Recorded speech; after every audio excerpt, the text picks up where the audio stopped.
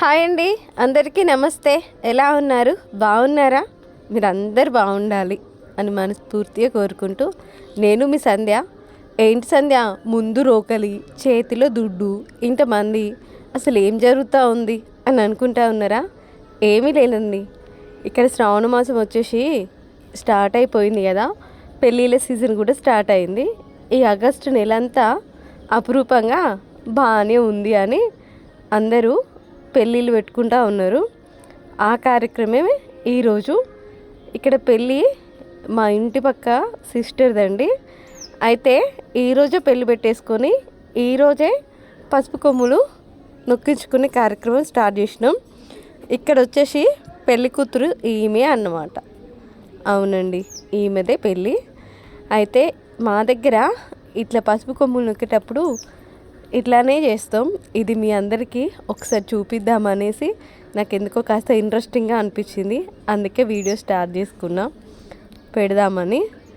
ఇట్లా ఆ రోకలికి పసుపు కుంకుమలు పెట్టేసి ఇక్కడ బ్లూ కలర్ గాజులు కనిపిస్తూ ఉన్నాయి చూడండి, అది నా చెయ్యే. ఒక చేత సెల్ పట్టుకొని మరో చేత ఇంకా అదంతా పసుపు కుంకుమలు పెట్టి అట్లా స్టార్ట్ చేసిన అన్నమాట. ఎవరికైనా ఇద్దామనుకున్నా, ఖాళీగా అందరు పెద్దవాళ్ళే ఉన్నారు, పిల్లలు ఎవరు లేకుంటే, అందుకని చెప్పేసి ఇంకా నేనే తీసుకుంటూ ఇట్లా ఈ పని కార్యక్రమం కూడా స్టార్ట్ చేసిన. దానికన్నా ముందు దానికి పసుపు కుంకుమలు అలంకరణ కన్నా ముందు ఆ పూలు మాత్రం నేను పెట్టలేదండి. పసుపు కుంకుమలు కంకణాలు కట్టేసిన, ఇట్లా డెకరేషన్ చేసేసుకొని ఇంకా మా పని స్టార్ట్ చేసుకున్నాం అనమాట. వారం రోజుల్లో పెళ్ళి. అవును, ఈరోజు 7 తారీఖు వచ్చేసి ముహూర్తాలు పెట్టుకుంటే 17కు పాలపొరక, 18 తారీఖు పెళ్ళి వచ్చింది. ఒక వారం పోతే 2 రోజులు మనం లెక్క తీసుకోకపోతే 10 రోజులలో అనుకునే పెళ్ళి ఇంకో వారం ఉంది అంతే.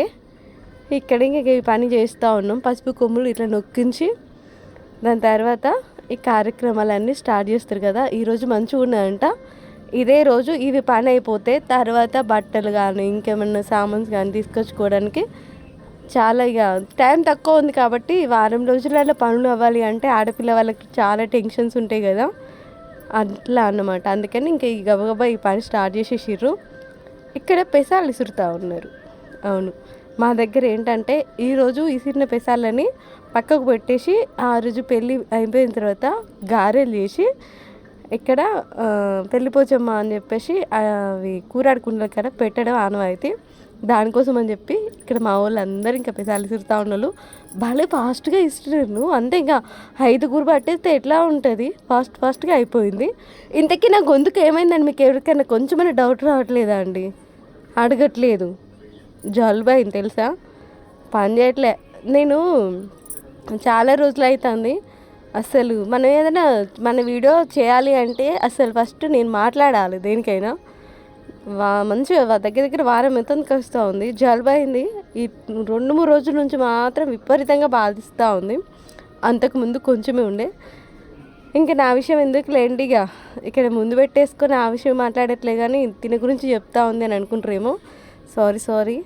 మా చెన్నూరులో మాత్రం ఇలాంటి సాంప్రదాయాలు ఇలాంటి పద్ధతులతోటి పెళ్ళి చేస్తాం.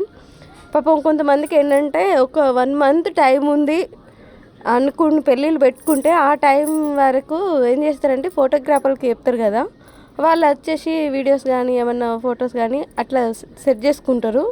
కాకపోతే ఈరోజే ముహూర్తం పెట్టేసుకొని ఈరోజే ఇవన్నీ చేసుకోవాలి అంటే ఇంకా గబగబా పనులు కావాలి అంటే అసలు వాళ్ళు ఫోటో స్టూడియోకి అతని కానీ ఎవరికి కానీ చెప్పుకోలేదు. ఇక అన్ని పనులు కావాలి అంటే ఇక కొన్ని ఇట్లా దూరం అనుకునేది ఒకటి అయ్యేది ఒకటి ఉంటుంది.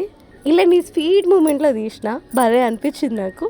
ఇంతకీ వీడియో మీకేమనిపించిందో ఒక చిన్ని కామెంట్ చేయండి, సరేనా అండి?